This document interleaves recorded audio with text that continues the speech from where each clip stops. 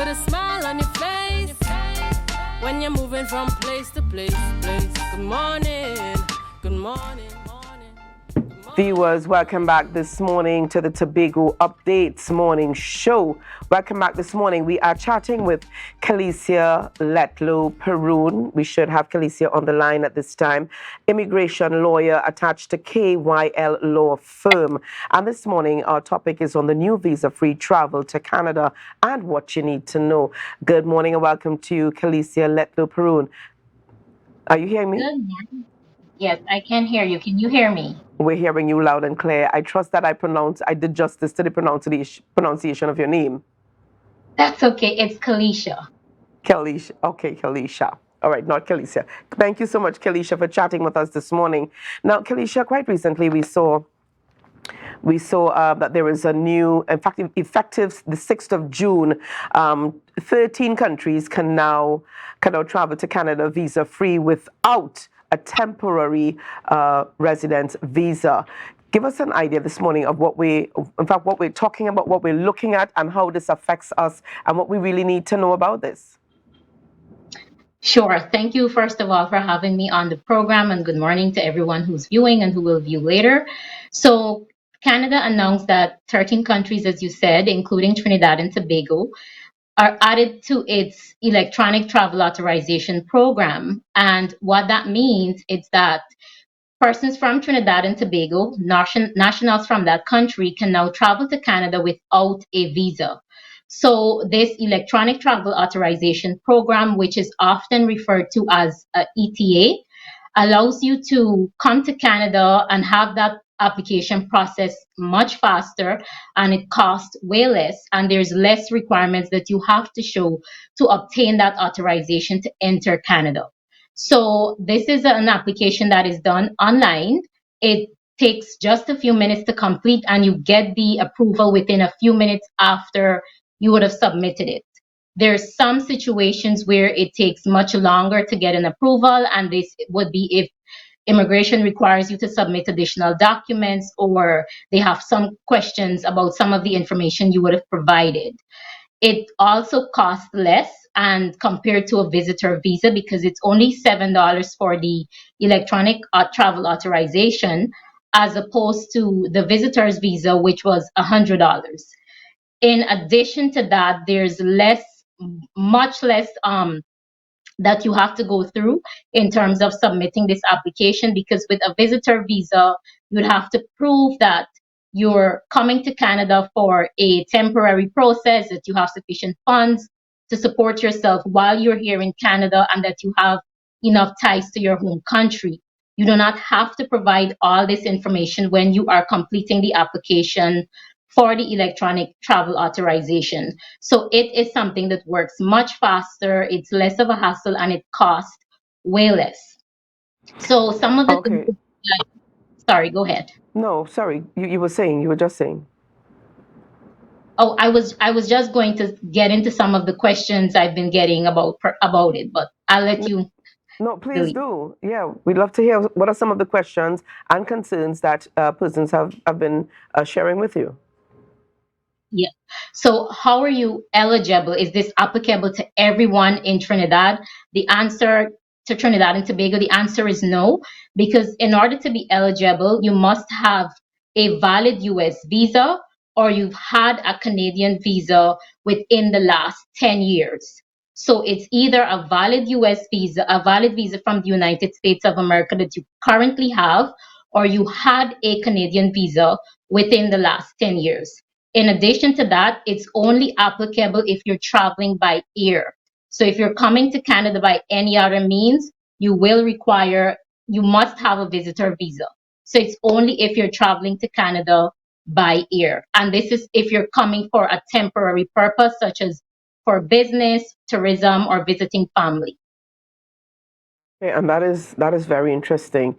The question of if it's open to everyone, and the response here, that US visa, that valid US visa, or a Canadian, having previously owned a Canadian visa. Yes. Yes, correct. Okay. What are some of the other questions? Because this is pretty new, and this happened. In fact, this came into effect from the 6th of June this year. Have persons already started accessing? I know it's just been about probably just a bit about a week, but have persons started accessing your services or these services already?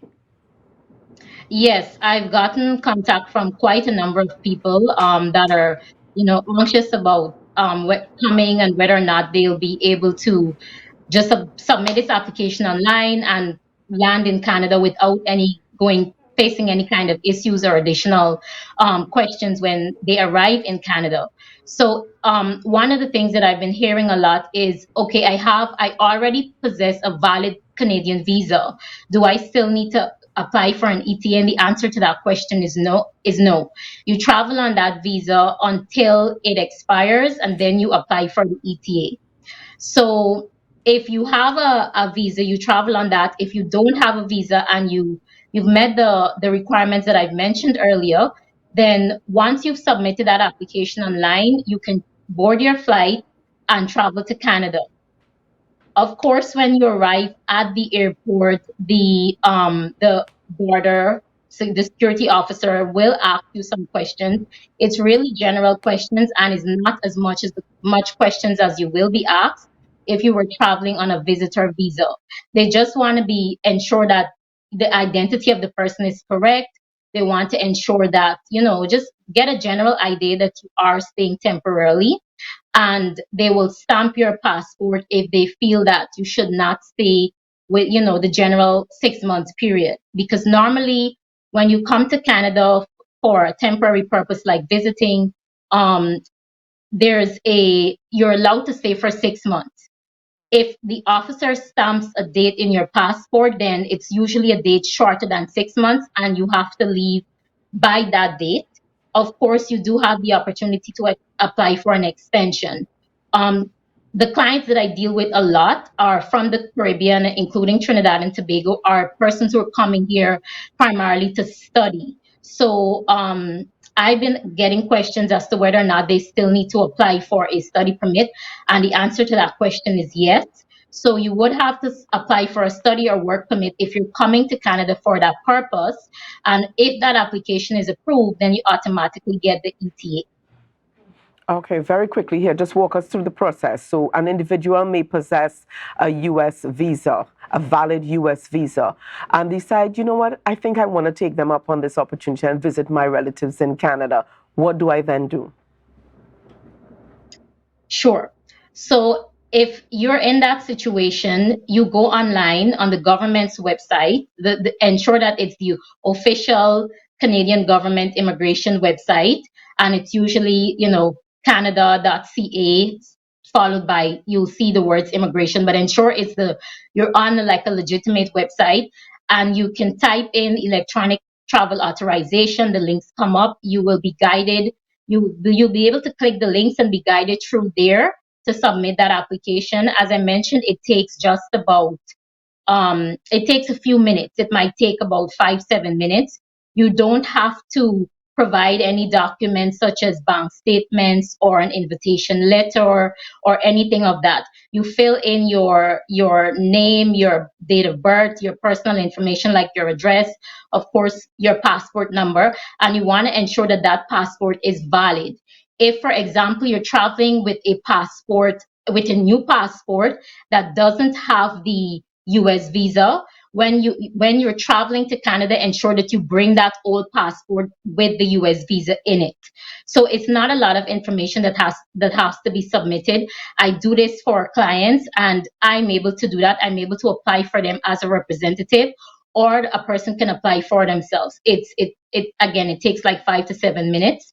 If your relative have invited you and they provided you with a letter, you can't update that letter with your ETA application, but I would advise you to travel with it when you come to Canada and just show it to the officer.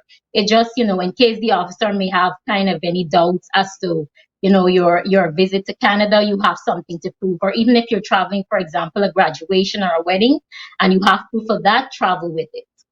Thank you so much. Thank you so much for taking the time to chat with us this morning. And this is Kelicia. I think I got it right now. Kelicia? It, yeah, Okay. Letlow-Peroune. Yes? All right. yeah. And all the best to you. Thank you so much. Viewers, there you have it. So some information going out there for us. The new visa-free travel to Canada, and the process has just been made a whole lot easier. And you've got a little plus if you've already got yourself a U.S. visa, a valid U.S. visa. Well, viewers, lots more coming up this morning on the Tobago Updates morning show. We're going to be chatting with Juliana Henry King, president of the Past Student Association for the Tobago Institute of Education, or TAI, and it's all about their Life to Reading and Activity Summer Camp. So share the live, share the live, share the live.